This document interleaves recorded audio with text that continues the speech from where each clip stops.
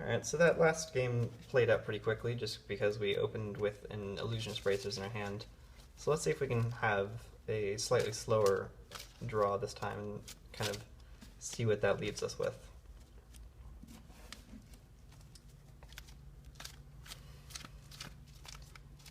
Alright, just to make sure that I'm not influencing this Goldfish at all. Alright, so we have GSZ, Utopia Sprawl, Scavenging Ooze, Ancient Tomb, Worldly Tutor, Forest, and Forest.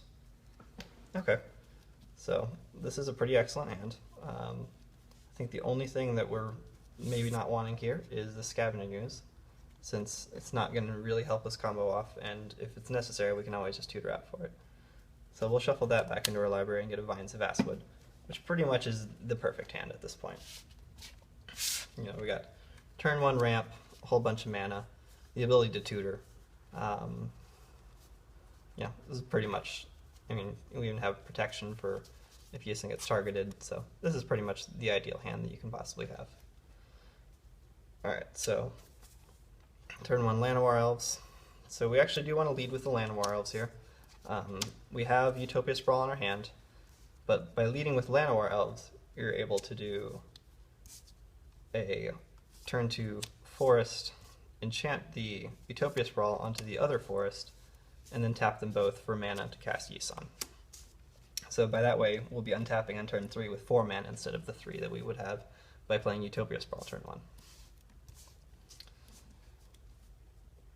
Alright, so here's our hand going into turn 3.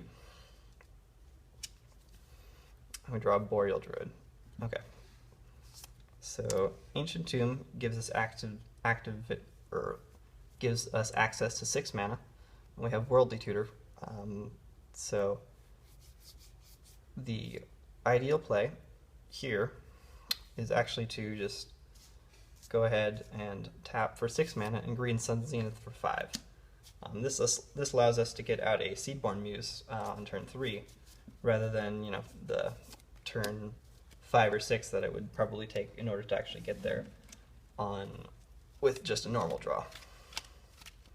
So we have his Seedborn Muse out. Everything is tapped, but assuming a 4-player pod, by the time we come back to turn 4, we will have Yisan at 4 burst counters, along with a Worldly Tutor that we'll be able to cast at some point during that interaction. We also have a Vines of Vastwood in our hand for if anyone had actually targeted Yisan on turn 3 with some sort of removal.